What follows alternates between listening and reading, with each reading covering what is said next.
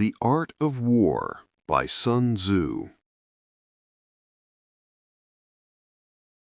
Why has this ancient book been banned, studied, and feared by generals and leaders for centuries? Because its lessons don't just win wars, they expose how power truly works and why that power still works in everyday life. Chapter 1. Laying Plans. Sun Tzu said, "The art of war is of vital importance to the state. It is a matter of life and death, a road either to safety or to ruin. Hence it is a subject of inquiry which can on no account be neglected." The art of war, then, is governed by 5 constant factors to be taken into account in one's deliberations when seeking to determine the conditions obtaining in the field. These are the moral law, heaven, earth, the commander, and method and discipline. The moral law causes the people to be in complete accord with their ruler, so that they will follow him regardless of their lives, undismayed by any danger. Heaven signifies night and day, cold and heat, times and seasons. Earth comprises distances, great and small, danger and security, open ground and narrow passes, the chances of life and death. The commander stands for the virtues of wisdom, sincerity, benevolence, courage, and strictness. By method and discipline are to be understood the marshalling of the army in its proper subdivisions, the gradations of rank among the officers, the maintenance of roads by which supplies may reach the army, and the control of military expenditure.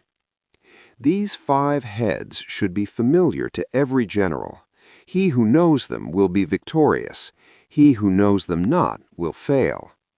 Therefore, in your deliberations, when seeking to determine the military conditions, let them be made the basis of a comparison in this wise.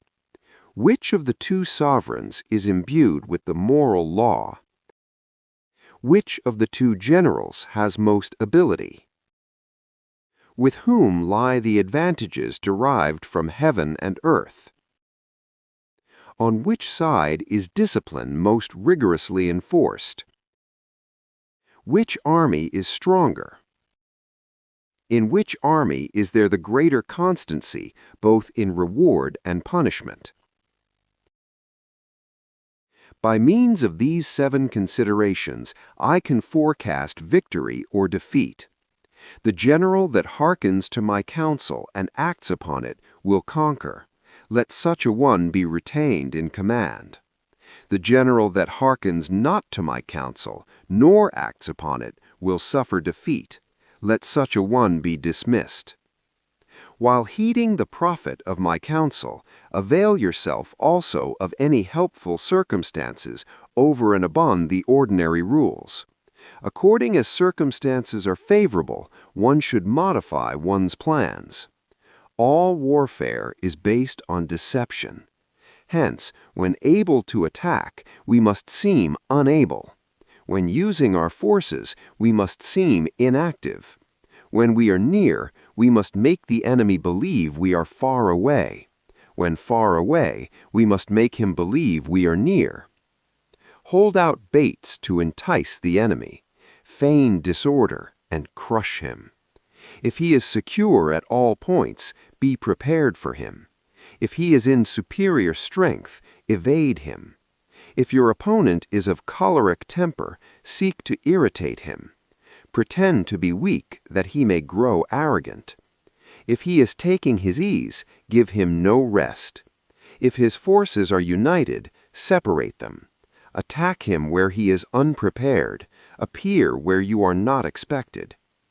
These military devices leading to victory must not be divulged beforehand. Now the general who wins a battle makes many calculations in his temple ere the battle is fought. The general who loses a battle makes but few calculations beforehand. Thus do many calculations lead to victory, and few calculations to defeat. How much more, no calculation at all. It is by attention to this point that I can foresee who is likely to win or lose. Chapter 2. Waging War. Sun Tzu said, "In the operations of war, where there are in the field 1,000 swift chariots, as many heavy chariots, and 100,000 mail-clad soldiers, with provisions enough to carry them 1,000 li, the expenditure at home and at the front, including entertainment of guests, small items such as glue and paint, and sums spent on chariots and armor, will reach the total of 1,000 ounces of silver per day. Such is the cost of raising an army of 100,000 men.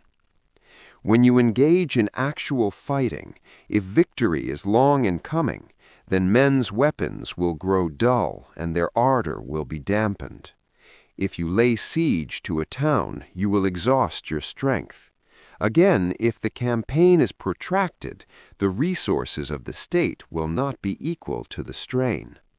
Now, when your weapons are dulled, your ardor damped, your strength exhausted, and your treasure spent, other chieftains will spring up to take advantage of your extremity. Then no man, however wise, will be able to avert the consequences that must ensue. Thus, though we have heard of stupid haste in war, cleverness has never been seen associated with long delays.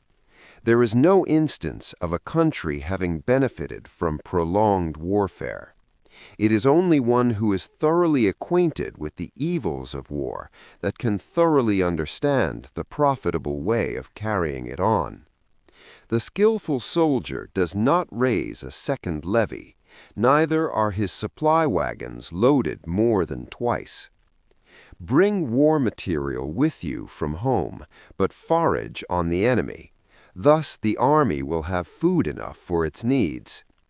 Poverty of the state exchequer causes an army to be maintained by contributions from a distance. Contributing to maintain an army at a distance causes the people to be impoverished. On the other hand, the proximity of an army causes prices to go up, and high prices cause the people's substance to be drained away. When their substance is drained away, the peasantry will be afflicted by heavy exactions.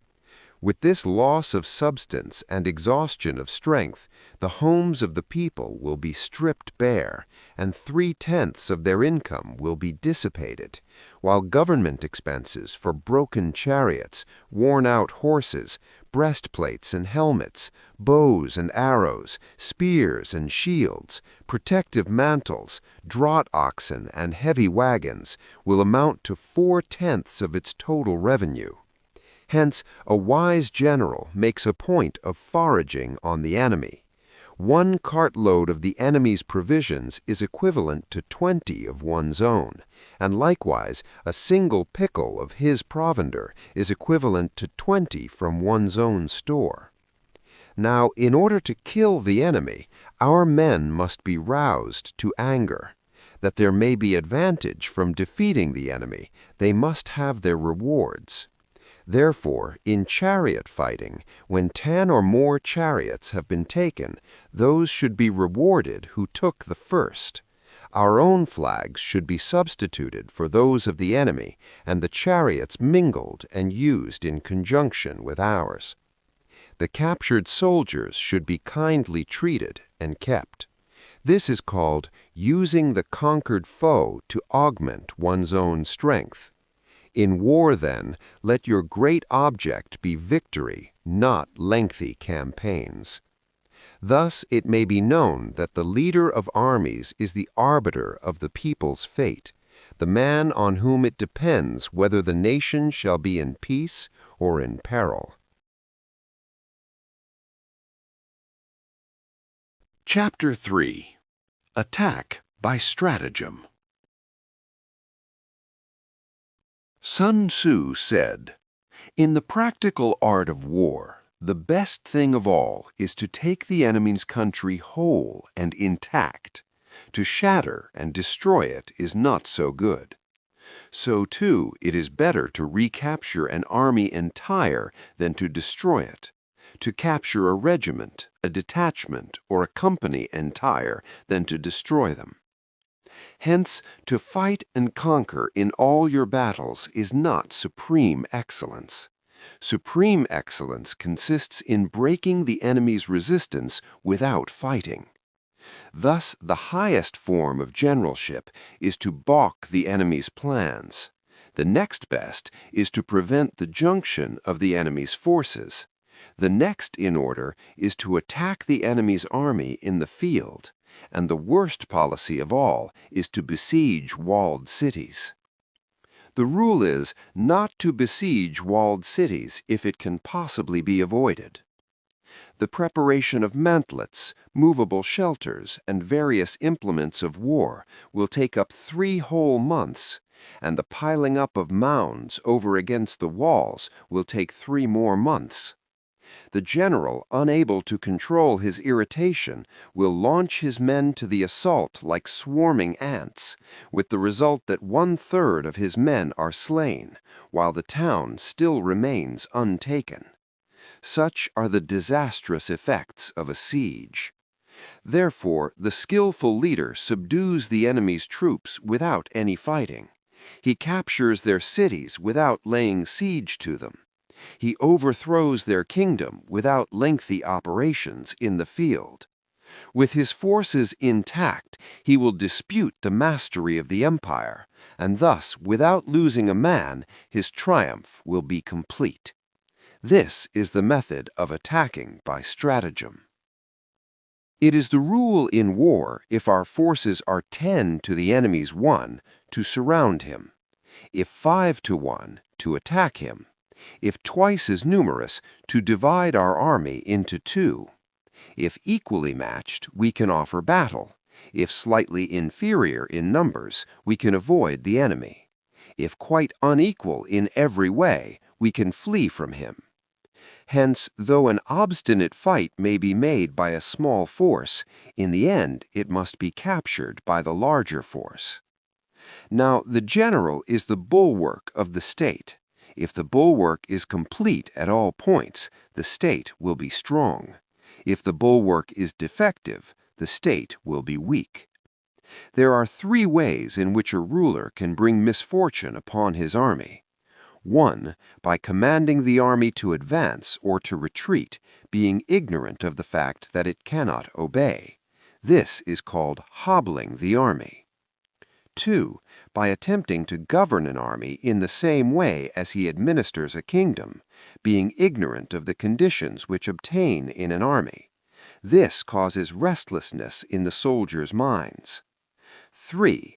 By employing the officers of his army without discrimination, through ignorance of the military principle of adaptation to circumstances. This shakes the confidence of the soldiers.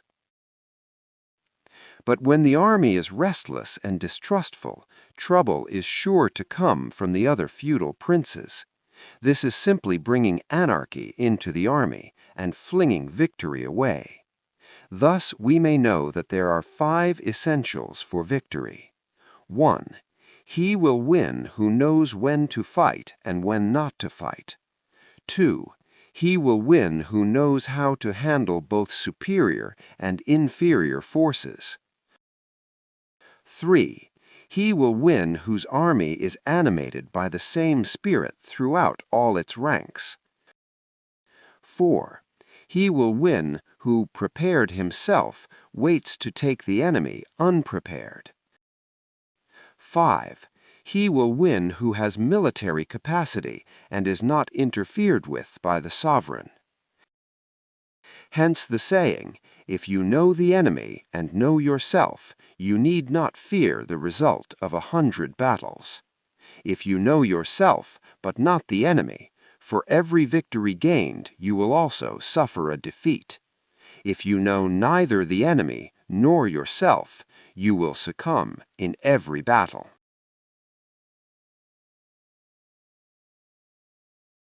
Chapter 4. Tactical Dispositions. Sun Tzu said, "The good fighters of old first put themselves beyond the possibility of defeat and then waited for an opportunity of defeating the enemy." To secure ourselves against defeat lies in our own hands, but the opportunity of defeating the enemy is provided by the enemy himself. Thus, the good fighter is able to secure himself against defeat, but cannot make certain of defeating the enemy. Hence the saying, "One may know how to conquer without being able to do it." Security against defeat implies defensive tactics. Ability to defeat the enemy means taking the offensive. Standing on the defensive indicates insufficient strength, attacking a superabundance of strength. The general who is skilled in defense hides in the most secret recesses of the earth. He who is skilled in attack flashes forth from the topmost heights of heaven. Thus, on the one hand, we have ability to protect ourselves, on the other, a victory that is complete. To see victory only when it is within the ken of the common herd is not the acme of excellence. Neither is it the acme of excellence if you fight and conquer and the whole empire says, "Well done." To lift an autumn hair is no sign of great strength. To see the sun and moon is no sign of sharp sight. To hear the noise of thunder is no sign of a quick ear. What the ancients called a clever fighter is one who not only wins, but excels in winning with ease. Hence, his victories bring him neither reputation for wisdom nor credit for courage. He wins his battles by making no mistakes. Making no mistakes is what establishes the certainty of victory, for it means conquering an enemy that is already defeated. Hence, the skillful fighter puts himself into a position which makes defeat impossible and does not miss the moment for defeating the enemy. Thus it is that in war, the victorious strategist only seeks battle after the victory has been won, whereas he who is destined to defeat first fights and afterwards looks for victory. The consummate leader cultivates the moral law and strictly adheres to method and discipline. Thus it is in his power to control success. In respect of military method, we have firstly measurement, secondly estimation of quantity, thirdly calculation, fourthly balancing of chances, and fifthly victory.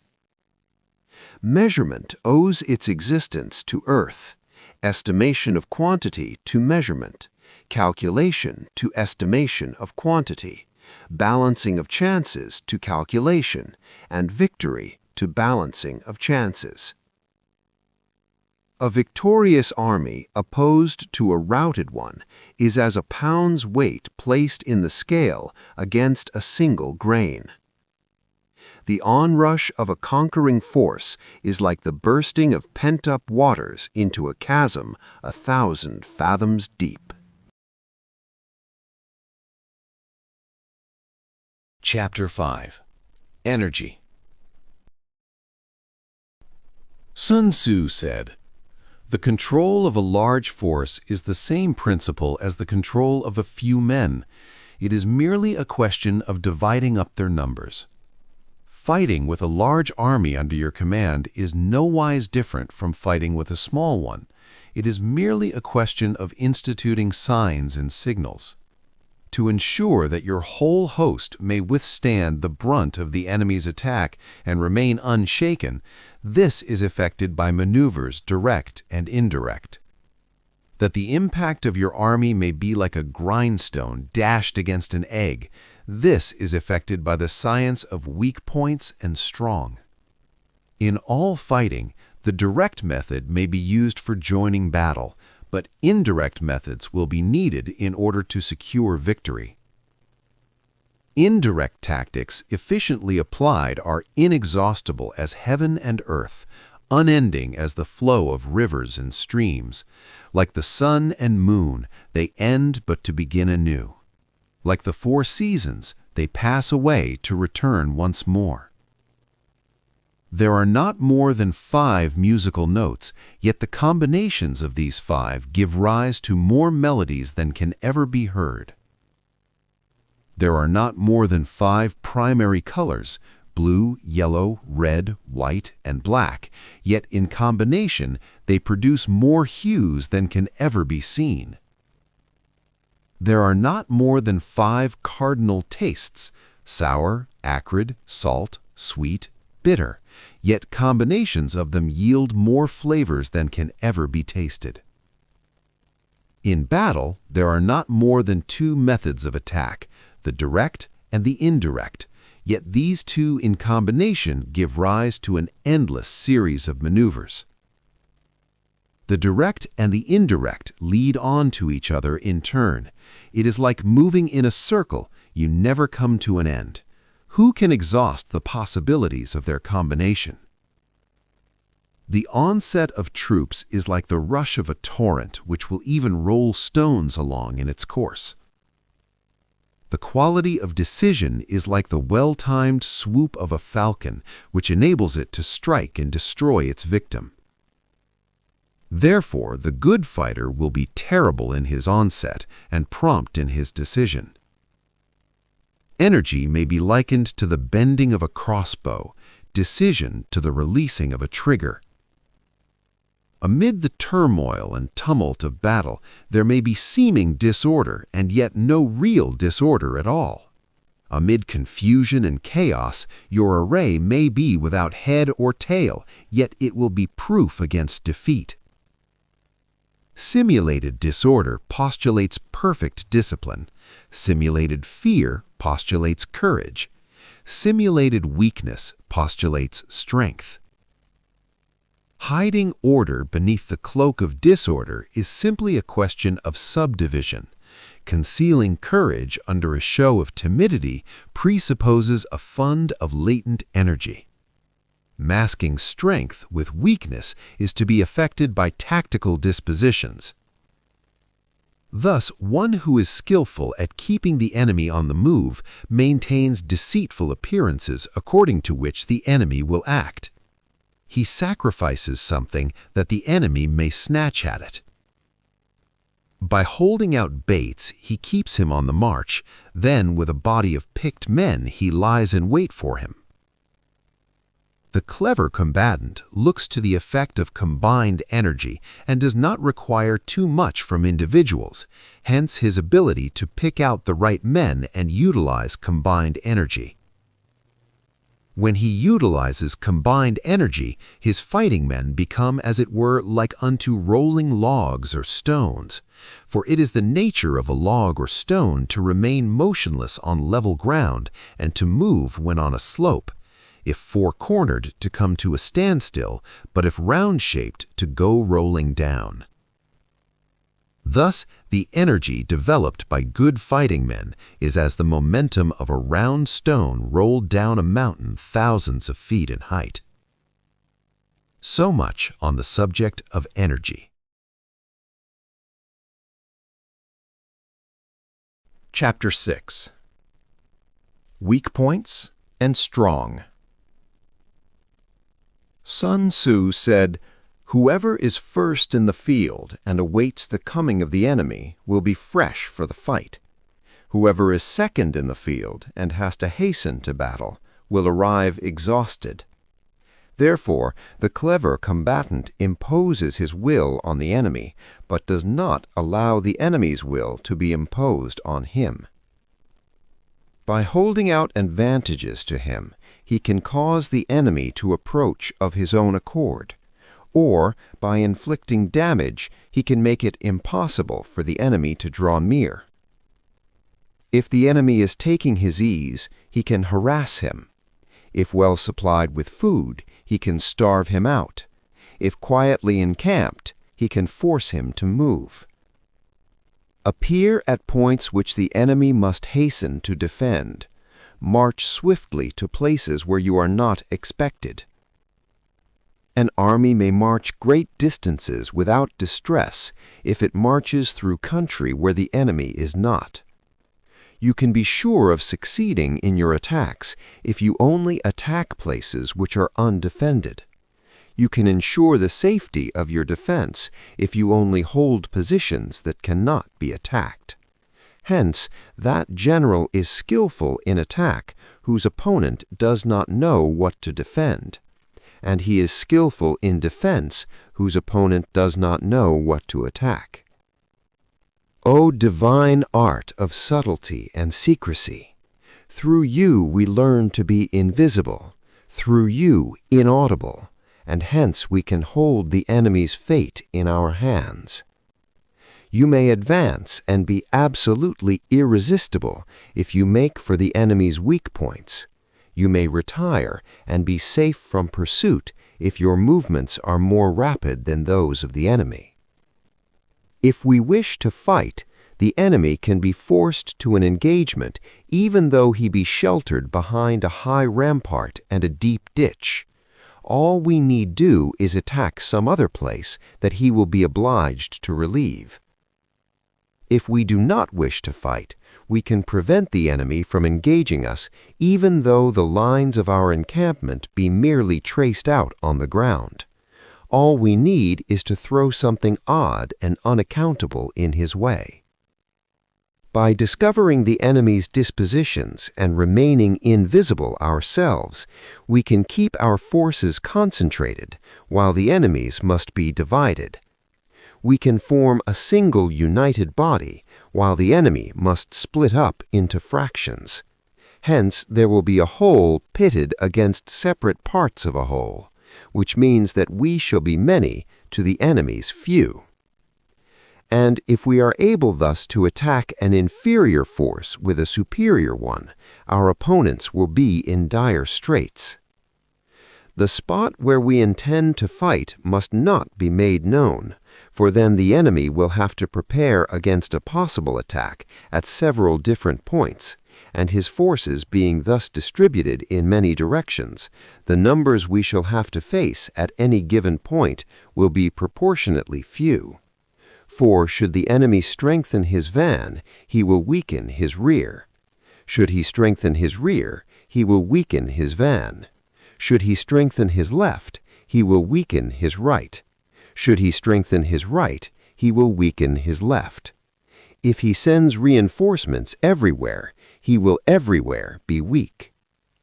Numerical weakness comes from having to prepare against possible attacks. Numerical strength from compelling our adversary to make these preparations against us. Knowing the place and time of the coming battle, we may concentrate from the greatest distances in order to fight. But if neither time nor place be known, then the left wing will be impotent to succor the right equally impotent to succor the left, the van unable to relieve the rear, or the rear to support the van.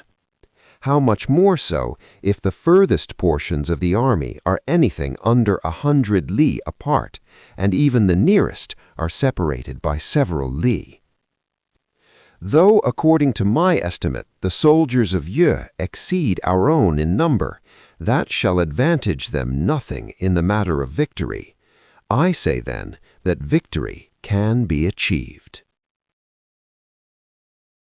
Though the enemy be stronger in numbers, we may prevent him from fighting. Scheme so as to discover his plans and the likelihood of their success. Rouse him and learn the principle of his activity or inactivity. Force him to reveal himself so as to find out his vulnerable spots. Carefully compare the opposing army with your own so that you may know where strength is superabundant and where it is deficient. In making tactical dispositions, the highest pitch you can attain is to conceal them. Conceal your dispositions, and you will be safe from the prying of the subtlest spies, from the machinations of the wisest brains. How victory may be produced for them out of the enemy's own tactics, that is what the multitude cannot comprehend. All men can see the tactics whereby I conquer, but what none can see is the strategy out of which victory is evolved. Do not repeat the tactics which have gained you one victory, but let your methods be regulated by the infinite variety of circumstances. Military tactics are like unto water, for water in its natural course runs away from high places and hastens downwards. So in war, the way is to avoid what is strong and to strike at what is weak. Water shapes its course according to the nature of the ground over which it flows. The soldier works out his victory in relation to the foe whom he is facing. Therefore, just as water retains no constant shape, so in warfare there are no constant conditions.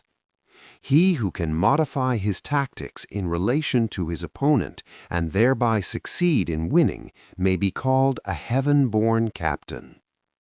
The 5 elements, water, fire, wood, metal, and earth, are not always equally predominant. The 4 seasons make way for each other in turn. There are short days and long. The moon has its periods of waning and waxing. Chapter 7. Maneuvering. Sun Tzu said, "In war, the general receives his commands from the sovereign. Having collected an army and concentrated his forces, he must blend and harmonize the different elements thereof before pitching his camp. After that comes tactical maneuvering, than which there is nothing more difficult.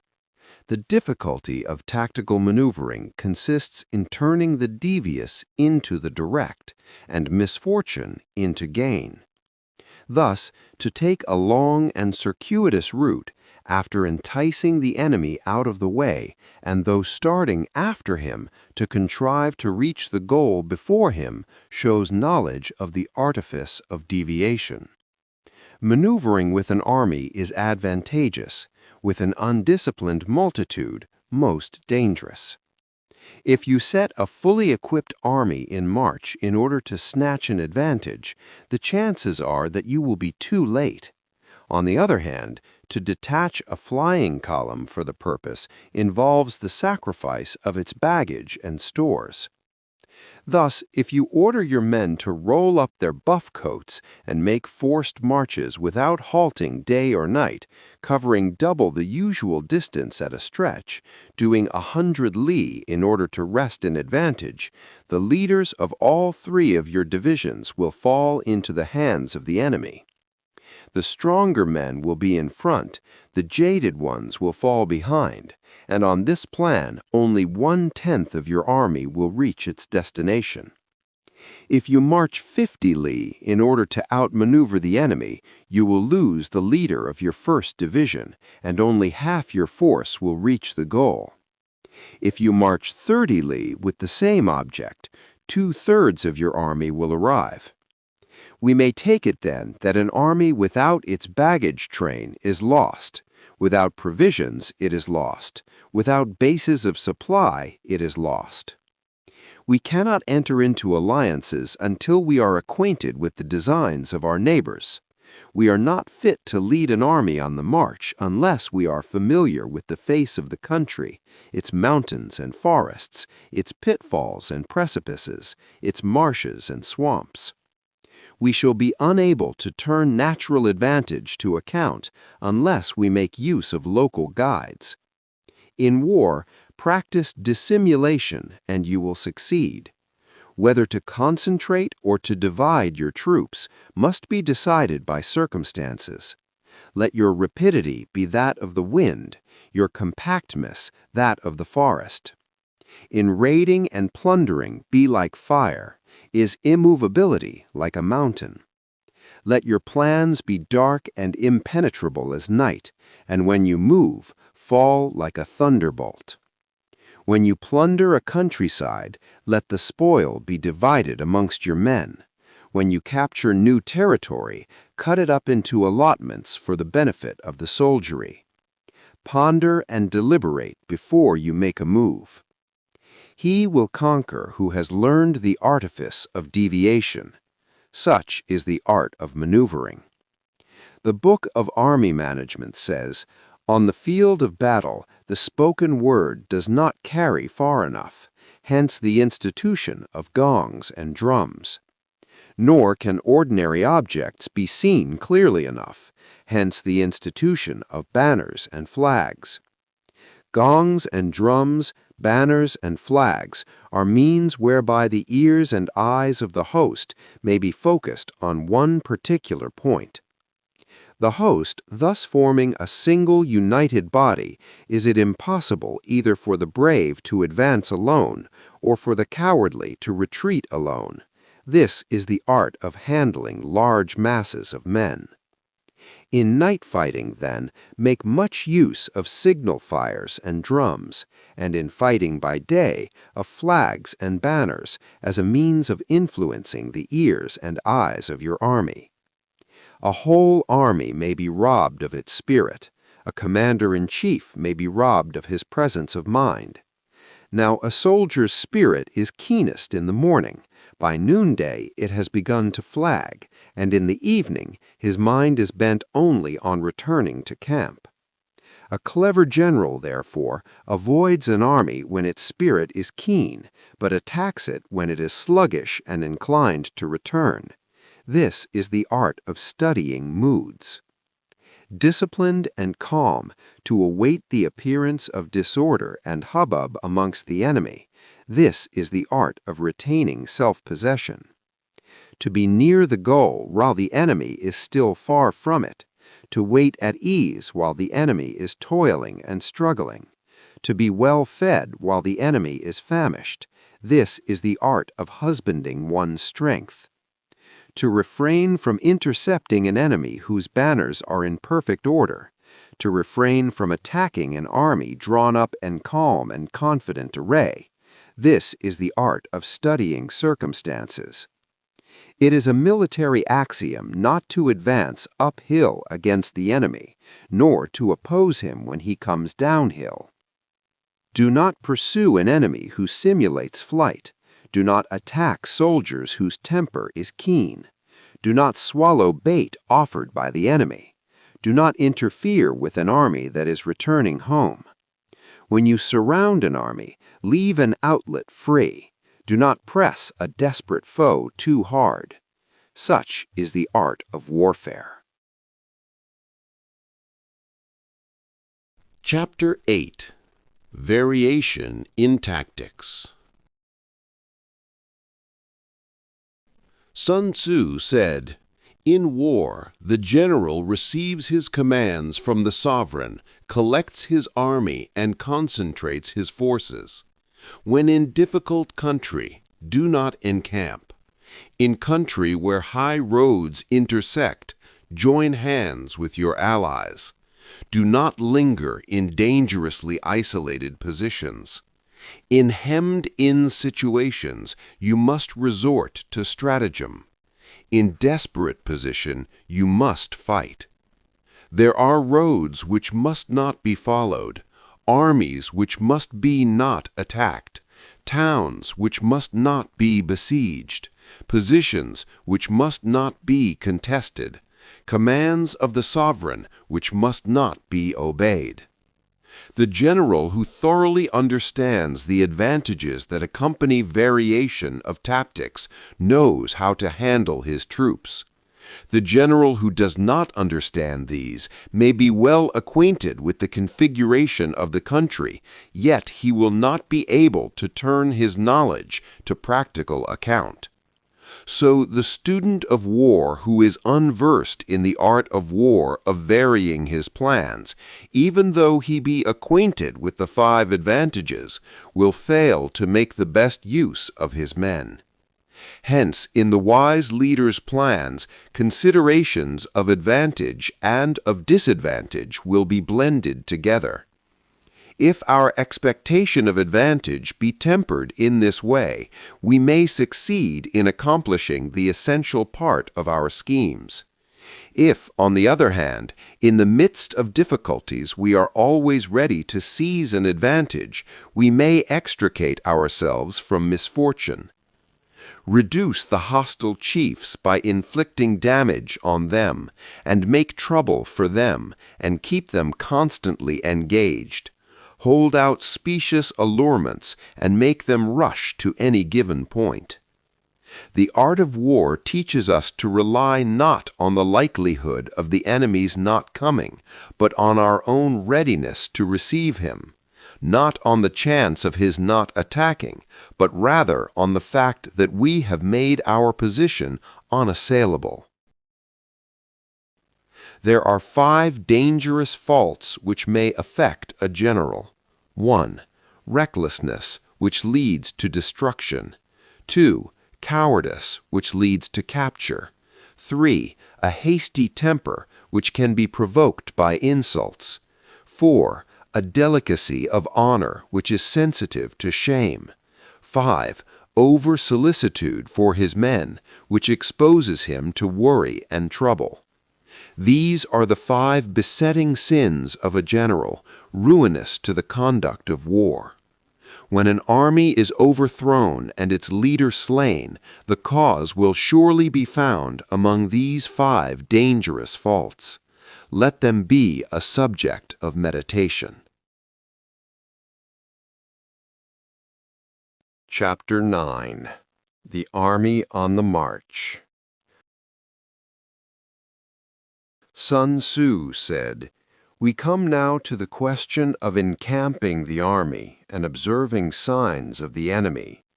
Pass quickly over mountains and keep in the neighborhood of valleys. Camp in high places facing the sun. Do not climb heights in order to fight. So much for mountain warfare. After crossing a river, you should get far away from it. When an invading force crosses a river in its onward march, do not advance to meet it in midstream. It will be best to let half the army get across and then deliver your attack. If you are anxious to fight, you should not go to meet the invader near a river which he has to cross. Moor your craft higher up than the enemy and facing the sun. Do not move upstream to meet the enemy. So much for river warfare. In crossing salt marshes, your sole concern should be to get over them quickly, without any delay. If forced to fight in a salt marsh, you should have water and grass near you, and get your back to a clump of trees. So much for operations in salt marshes. In dry, level country, take up an easily accessible position with rising ground to your right and on your rear, so that the danger may be in front and safety lie behind. So much for campaigning in flat country. These are the 4 useful branches of military knowledge which enabled the Yellow Emperor to vanquish 4 several sovereigns. All armies prefer high ground to low and sunny places to dark. If you are careful of your men and camp on hard ground, the army will be free of disease of every kind, and this will spell victory. When you come to a hill or a bank, occupy the sunny side with the slope on your right rear. Thus you will at once act for the benefit of your soldiers and utilize the natural advantages of the ground. When, in consequence of heavy rains up country, a river which you wish to ford is swollen and flecked with foam, you must wait until it subsides. Country in which there are precipitous cliffs with torrents running between, deep natural hollows, confined places, tangled thickets, quagmires, and crevasses, should be left with all possible speed and not approached. While we keep away from such places, we should get the enemy to approach them. While we face them, we should let the enemy have them on his rear. If in the neighborhood of your camp there should be any hilly country, ponds surrounded by aquatic grass, hollow basins filled with reeds, or woods with thick undergrowth, they must be carefully routed out and searched, for these are places where men in ambush or insidious spies are likely to be lurking. When the enemy is close at hand and remains quiet, he is relying on the natural strength of his position. When he keeps aloof and tries to provoke a battle, he is anxious for the other side to advance. If his place of encampment is easy of access, he is tendering a bait. Movement amongst the trees of a forest shows that the enemy is advancing. The appearance of a number of screens in the midst of thick grass means that the enemy wants to make us suspicious. The rising of birds in their flight is the sign of an ambuscade. Startled beasts indicate that a sudden attack is coming. When there is dust rising in a high column, it is the sign of chariots advancing. When the dust is low, but spread over a wide area, it betokens the approach of infantry. When it branches out in different directions, it shows that parties have been sent to collect firewood. A few clouds of dust moving to and fro signify that the army is encamping. Humble words and increased preparations are signs that the enemy is about to advance. Violent language and driving forward as if to the attack are signs that he will retreat. When the light chariots come out first and take up a position on the wings, it is the sign that the enemy is forming for battle. Peace proposals unaccompanied by a sworn covenant indicate a plot. When there is much running about and the soldiers fall into rank, it means that the critical moment has come. When some are seen advancing and some retreating, it is a lure. When the soldiers stand leaning on their spears, they are faint from want of food. If those who are sent to draw water begin by drinking themselves, the army is suffering from thirst. If the enemy sees an advantage to be gained and makes no effort to secure it, the soldiers are exhausted. If birds gather on any spot, it is unoccupied. Clamor by night betokens nervousness. If there is disturbance in the camp, the general's authority is weak. If the banners and flags are shifted about, sedition is afoot. If the officers are angry, it means that the men are weary.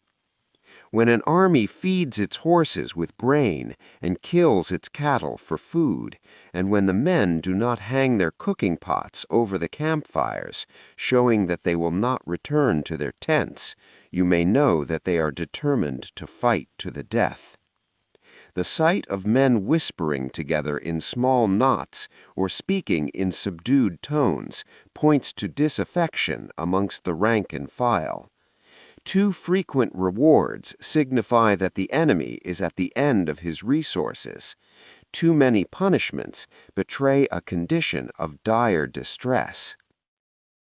To begin by bluster, but afterwards to take fright at the enemy's numbers, shows a supreme lack of intelligence. When envoys are sent with compliments in their mouths, it is a sign that the enemy wishes for a truce. If the enemy's troops march up angrily and remain facing ours for a long time without either joining battle or taking themselves off again, the situation is one that demands great vigilance and circumspection. If our troops are no more in number than the enemy, that is amply sufficient. It only means that no direct attack can be made. What we can do is simply to concentrate all our available strength, keep a close watch on the enemy, and obtain reinforcements. He who exercises no forethought but makes light of his opponents is sure to be captured by them. If soldiers are punished before they have grown attached to you, they will not prove submissive, and, unless submissive, then will be practically useless. If, when the soldiers have become attached to you, punishments are not enforced, they will still be useless. Therefore, soldiers must be treated in the first instance with humanity, but kept under control by means of iron discipline. This is a certain road to victory. If in training soldiers commands are habitually enforced, the army will be well disciplined. If not, its discipline will be bad. If a general shows confidence in his men, but always insists on his orders being obeyed, the gain will be mutual. Chapter 10. Terrain. Sun Tzu said, "We may distinguish 6 kinds of terrain, to wit, 1. Accessible ground, 2. Entangling ground, 3. Temporizing ground, 4. Narrow passes, 5. Precipitous heights, 6. Positions at a great distance from the enemy." Ground which can be freely traversed by both sides is called accessible. With regard to ground of this nature, be before the enemy in occupying the raised and sunny spots, and carefully guard your line of supplies. Then you will be able to fight with advantage. Ground which can be abandoned but is hard to reoccupy is called entangling. From a position of this sort, if the enemy is unprepared, you may sally forth and defeat him. But if the enemy is prepared for your coming and you fail to defeat him, then, return being impossible, disaster will ensue. When the position is such that neither side will gain by making the first move, it is called temporizing ground. In a position of this sort, even though the enemy should offer us an attractive bait, it will be advisable not to stir forth, but rather to retreat, thus enticing the enemy in his turn. Then, when part of his army has come out, we may deliver our attack with advantage. With regard to narrow passes, if you can occupy them first, let them be strongly garrisoned and await the advent of the enemy. Should the army forestall you in occupying a pass, do not go after him if the pass is fully garrisoned, but only if it is weakly garrisoned. With regard to precipitous heights, if you are beforehand with your adversary, you should occupy the raised and sunny spots, and there wait for him to come up. If the enemy has occupied them before you, do not follow him, but retreat and try to entice him away. If you are situated at a great distance from the enemy, and the strength of the two armies is equal, it is not easy to provoke a battle, and fighting will be to your disadvantage. These 6 are the principles connected with earth. The general who has attained a responsible post must be careful to study them. Now, an army is exposed to 6 several calamities, not arising from natural causes, but from faults for which the general is responsible. These are 1. Flight, 2. Insubordination, 3. Collapse, 4. Ruin, 5. Disorganization, 6. Rout. Other conditions being equal, if one force is hurled against another 10 times its size, the result will be the flight of the former. When the common soldiers are too strong and their officers too weak, the result is insubordination. When the officers are too strong and the common soldiers too weak, the result is collapse. when the higher officers are angry and insubordinate, and on meeting the enemy give battle on their own account from a feeling of resentment before the commander-in-chief can tell whether or not he is in a position to fight, the result is ruin. When the general is weak and without authority, when his orders are not clear and distinct, when there are no fixed duties assigned to officers and men, and the ranks are formed in a slovenly, haphazard manner, the result is utter disorganization.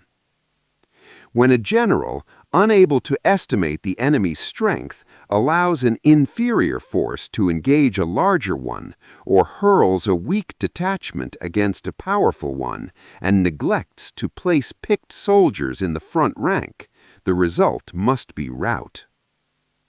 These are 6 ways of courting defeat, which must be carefully noted by the general who has attained a responsible post. The natural formation of the country is the soldier's best ally, but a power of estimating the adversary, of controlling the forces of victory, and of shrewdly calculating difficulties, dangers, and distances constitutes the test of a great general. He who knows these things and in fighting puts his knowledge into practice will win his battles. He who knows them not, nor practices them, will surely be defeated. If fighting is sure to result in victory, then you must fight, even if the ruler forbid it. If fighting will not result in victory, then you must not fight, even at the ruler's bidding. The general who advances without coveting fame and retreats without fearing disgrace, whose only thought is to protect his country and do good service for his sovereign, is the jewel of the kingdom. Regard your soldiers as your children, and they will follow you into the deepest valleys. Look upon them as your own beloved sons, and they will stand by you even unto death. However, if you are indulgent but unable to make your authority felt, kind-hearted but unable to enforce your commands, and incapable, moreover, of quelling disorder, then your soldiers must be likened to spoiled children. They are useless for any practical purpose. If we know that our own men are in a condition to attack, but are unaware that the enemy is not open to attack, we have gone only halfway towards victory. If we know that the enemy is open to attack, but are unaware that our own men are not in a condition to attack, we have gone only halfway towards victory. If we know that the enemy is open to attack, and also know that our men are in a condition to attack, but are unaware that the nature of the ground makes fighting impracticable, we have still gone only halfway towards victory. Hence, the experienced soldier, once in motion, is never bewildered. Once he has broken camp, he is never at a loss. Hence the saying, if you know the enemy and know yourself, your victory will not stand in doubt. If you know heaven and know earth, you may make your victory complete. Chapter 11. The 9 Situations. Sun Tzu said that the art of war recognizes 9 varieties of ground. 1. Dispersive ground. 2. Facile ground. 3. Contentious ground. 4. Open ground. 5. Ground of intersecting highways. 6. Serious ground. 7. Difficult ground. 8. Hemmed-in ground. 9. Desperate ground. When a chieftain is fighting in his own territory, it is dispersive ground. When he has penetrated into hostile territory, but to no great distance, it is facile ground. Ground the possession of which imports great advantage to either side is contentious ground. Ground on which each side has liberty of movement is open ground. Ground which forms the key to 3 contiguous states, so that he who occupies it first has most of the empire at his command, is a ground of intersecting highways. When an army has penetrated into the heart of a hostile country, leaving a number of fortified cities in its rear, it is serious ground. Mountain forests, rugged steeps, marshes and fens, all country that is hard to traverse, this is difficult ground. Ground which is reached through narrow gorges and from which we can only retire by tortuous paths, so that a small number of the enemy would suffice to crush a large body of our men, this is hemmed-in ground. Ground on which we can only be saved from destruction by fighting without delay is desperate ground. On dispersive ground, therefore, fight not. On facile ground, halt not. On contentious ground, attack not. On open ground, do not try to block the enemy's way. On the ground of intersecting highways, join hands with your allies. On serious ground, gather in plunder. In difficult ground, keep steadily on the march. On hemmed-in ground, resort to stratagem. On desperate ground, fight. Those who were called skillful leaders of old knew how to drive a wedge between the enemy's front and rear, to prevent cooperation between his large and small divisions, to hinder the good troops from rescuing the bad, the officers from rallying their men. When the enemy's men were united, they managed to keep them in disorder. When it was to their advantage, they made a forward move. When otherwise, they stopped still. If asked how to cope with a great host of the enemy in orderly array and on the point of marching to the attack, I should say, begin by seizing something which your opponent holds dear, then he will be amenable to your will. Rapidity is the essence of war. Take advantage of the enemy's unreadiness, make your way by unexpected routes, and attack unguarded spots. The following are the principles to be observed by an invading force.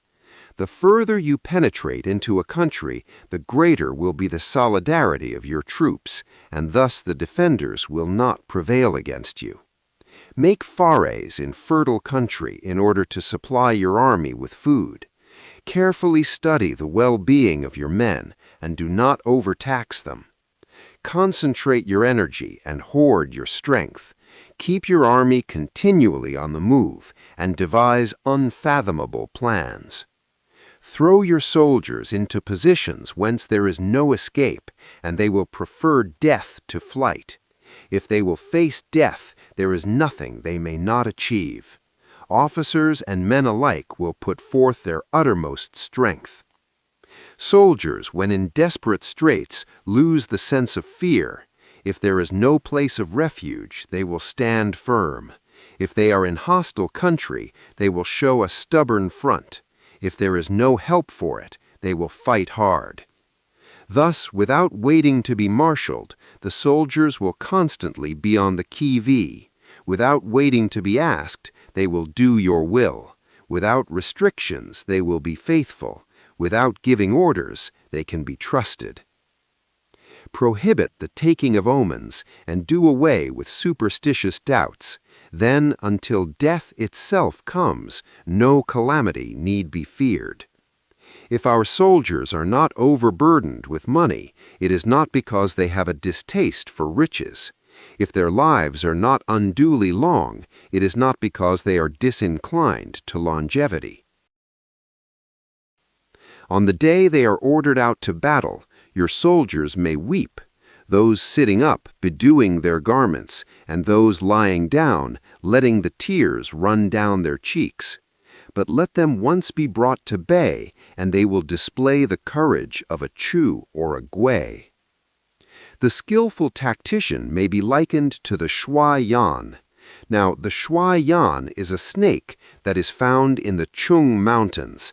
Strike at its head, and you will be attacked by its tail. Strike at its tail, and you will be attacked by its head. Strike at its middle, and you will be attacked by head and tail both. Asked if an army can be made to imitate the Shui Yan, I should answer yes, for the men of Wu and the men of Ye are enemies, yet if they're crossing a river in the same boat and are caught by a storm, they will come to each other's assistance, just as the left hand helps the right. Hence, it is not enough to put one's trust in the tethering of horses and the burying of chariot wheels in the ground. The principle on which to manage an army is to set up one standard of courage which all must reach. How to make the best of both strong and weak, that is a question involving the proper use of ground. Thus, the skillful general conducts his army just as if he were leading a single man, willy-nilly by the hand. It is the business of a general to be quiet and thus ensure secrecy, upright and just and thus maintain order. He must be able to mystify his officers and men by false reports and appearances, and thus keep them in total ignorance. By altering his arrangements and changing his plans, he keeps the enemy without definite knowledge. By shifting his camp and taking circuitous routes, he prevents the enemy from anticipating his purpose. At the critical moment, the leader of an army acts like one who has climbed up a height and then kicks away the ladder behind him. He carries his men deep into hostile territory before he shows his hand. He burns his boats and breaks his cooking pots. Like a shepherd driving a flock of sheep, he drives his men this way and that, and nothing knows whither he is going. To muster his host and bring it into danger, this may be termed the business of the general. The different measures suited to the 9 varieties of ground, the expediency of aggressive or defensive tactics, and the fundamental laws of human nature, these are things that must most certainly be studied. When invading hostile territory, the general principle is that penetrating deeply brings cohesion. Penetrating but a short way means dispersion. When you leave your own country behind and take your army across neighborhood territory, you find yourself on critical ground. When there are means of communication on all 4 sides, the ground is one of intersecting highways. When you penetrate deeply into a country, it is serious ground. When you penetrate but a little way, it is facile ground. When you have the enemy's strongholds on your rear and narrow passes in front, it is hemmed-in ground. When there is no place of refuge at all, it is desperate ground. Therefore, on dispersive ground, I would inspire my men with unity of purpose. On facile ground, I would see that there is close connection between all parts of my army. On contentious ground, I would hurry up my rear. On open ground, I would keep a vigilant eye on my defenses. On ground of intersecting highways, I would consolidate my alliances. On serious ground, I would try to ensure a continuous stream of supplies. On difficult ground, I would keep pushing on along the road. On hemmed-in ground, I would block any way of retreat. On desperate ground, I would proclaim to my soldiers the hopelessness of saving their lives. For it is the soldier's disposition to offer an obstinate resistance when surrounded, to fight hard when he cannot help himself, and to obey promptly when he has fallen into danger. We cannot enter into alliance with neighboring princes until we are acquainted with their designs. We are not fit to lead an army on the march unless we are familiar with the face of the country, its mountains and forests, its pitfalls and precipices, its marshes and swamps. We shall be unable to turn natural advantages to account unless we make use of local guides. To be ignorant of any one of the following 4 or 5 principles does not befit a warlike prince. When a warlike prince attacks a powerful state, his generalship shows itself in preventing the concentration of the enemy's forces. He overawes his opponents, and their allies are prevented from joining against him. Hence he does not strive to ally himself with all and sundry, nor does he foster the power of other states. He carries out his own secret designs, keeping his antagonists in awe. Thus he is able to capture their cities and overthrow their kingdoms. Bestow rewards without regard to rule. Issue orders without regard to previous arrangements, and you will be able to handle a whole army as though you had to do with but a single man. Confront your soldiers with the deed itself. Never let them know your design. When the outlook is bright, bring it before their eyes, but tell them nothing when the situation is gloomy. Place your army in deadly peril, and it will survive. Plunge it into desperate straits, and it will come off in safety. For it is precisely when a force has fallen into harm's way that it is capable of striking a blow for victory. Success in warfare is gained by carefully accommodating ourselves to the enemy's purpose. By persistently hanging on the enemy's flank, we shall succeed in the long run in killing the commander-in-chief. This is called ability to accomplish a thing by sheer cunning.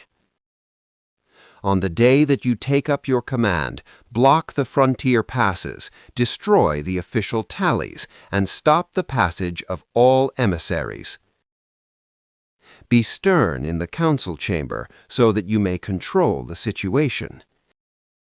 If the enemy leaves a door open, you must rush in. Forestall your opponent by seizing what he holds dear, and subtly contrive to time his arrival on the ground. Walk in the path defined by rule, and accommodate yourself to the enemy until you can fight a decisive battle. At first, then, exhibit the coyness of a maiden until the enemy gives you an opening. Afterwards, emulate the rapidity of a running hare, and it will be too late for the enemy to oppose you. Chapter 12. The Attack by Fire. Sun Tzu said, "There are 5 ways of attacking with fire. The first is to burn soldiers in their camp. The second is to burn stores. The third is to burn baggage trains. The fourth is to burn arsenals and magazines. The fifth is to hurl dropping fire amongst the enemy." In order to carry out an attack, we must have means available. The material for raising fire should always be kept in readiness. There is a proper season for making attacks with fire, and special days for starting a conflagration. The proper season is when the weather is very dry. The special days are those when the moon is in the constellations of the sieve, the wall, the wing, or the crossbar, for these 4 are all days of rising wind. In attacking with fire, one should be prepared to meet 5 possible developments. When fire breaks out inside the enemy's camp, respond at once with an attack from without. If there is an outbreak of fire but the enemy's soldiers remain quiet, bide your time and do not attack. When the force of the flames has reached its height, follow it up with an attack, if that is practicable. If not, stay where you are. If it is possible to make an assault with fire from without, do not wait for it to break out within, but deliver your attack at a favorable moment. When you start a fire, be to windward of it. Do not attack from the leeward. A wind that rises in the daytime lasts long, but a night breeze soon falls. In every army, the 5 developments connected with fire must be known. the movements of the stars calculated, and a watch kept for the proper days. Hence, those who use fire as an aid to the attack show intelligence. Those who use water as an aid to the attack gain an accession of strength. By means of water, an enemy may be intercepted, but not robbed of all his belongings. Unhappy is the fate of one who tries to win his battles and succeed in his attacks without cultivating the spirit of enterprise, for the result is waste of time and general stagnation. Hence the saying, "The enlightened ruler lays his plans well ahead. The good general cultivates his resources. Move not unless you see an advantage. Use not your troops unless there is something to be gained. Fight not unless the position is critical." No ruler should put troops into the field merely to gratify his own spleen. No general should fight a battle simply out of pique. If it is to your advantage, make a forward move. If not, stay where you are. Anger may in time change to gladness. Vexation may be succeeded by content. But a kingdom that has once been destroyed can never come again into being, nor can the dead ever be brought back to life. Hence the enlightened ruler is heedful, and the good general full of caution. This is the way to keep a country at peace and an army intact.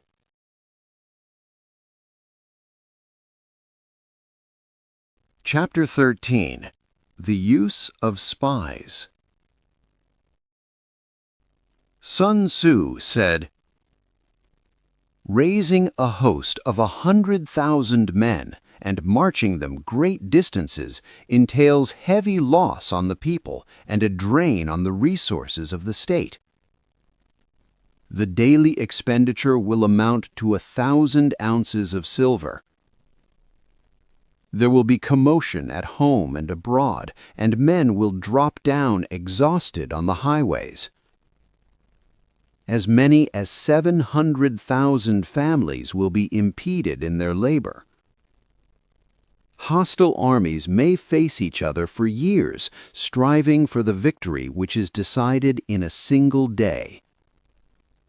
This being so, to remain in ignorance of the enemy's condition simply because one grudges the outlay of 100 ounces of silver in honors and emoluments is the height of inhumanity. One who acts thus is no leader of men, no present help to his sovereign, no master of victory. Thus, what enables the wise sovereign and the good general to strike and conquer and achieve things beyond the reach of ordinary men is foreknowledge. Now, this foreknowledge cannot be elicited from spirits. It cannot be obtained inductively from experience, nor by any deductive calculation. Knowledge of the enemy's dispositions can only be obtained from other men. Hence the use of spies, of whom there are 5 classes. 1. Local spies. 2. Inward spies. 3. Converted spies. 4. Doomed spies. 5. Surviving spies. When these 5 kinds of spy are all at work, none can discover the secret system. This is called divine manipulation of the threads. It is the sovereign's most precious faculty. Having local spies means employing the services of the inhabitants of a district. Having inward spies, making use of officials of the enemy. Having converted spies, getting hold of the enemy's spies and using them for our own purposes. Having doomed spies, doing certain things openly for purposes of deception and allowing our spies to know of them and report them to the enemy. Surviving spies, finally, are those who bring back news from the enemy's camp. Hence it is that with none in the whole army are more intimate relations to be maintained than with spies. None should be more liberally rewarded. In no other business should greater secrecy be preserved. Spies cannot be usefully employed without a certain intuitive sagacity. They cannot be properly managed without benevolence and straightforwardness. Without subtle ingenuity of mind, one cannot make certain of the truth of their reports. Be subtle, and use your spies for every kind of business. If a secret piece of news is divulged by a spy before the time is ripe, he must be put to death together with the man to whom the secret was told. Whether the object be to crush an army, to storm a city, or to assassinate an individual, it is always necessary to begin by finding out the names of the attendants, the aides of camp, and doorkeepers and sentries of the general in command. Our spies must be commissioned to ascertain these. The enemy's spies who have come to spy on us must be sought out, tempted with bribes, led away, and comfortably housed. Thus they will become converted spies and available for our service. It is through the information brought by the converted spy that we are able to acquire and employ local and inward spies. It is owing to his information, again, that we can cause the doomed spy to carry false tidings to the enemy. Lastly, it is by his information that the surviving spy can be used on appointed occasions. The end and aim of spying in all its 5 varieties is knowledge of the enemy, and this knowledge can only be derived in the first instance from the converted spy. Hence, it is essential that the converted spy be treated with the utmost liberality. Of old, the rise of the Yin dynasty was due to XIII, who had served under the Xia. Likewise, the rise of the Chou dynasty was due to Liu Ya, who had served under the Yin. Hence, it is only the enlightened ruler and the good general who will use the highest intelligence of the army for purposes of spying, and thereby they achieve great results. Spies are a most important element in water because on them depends an army's ability to move.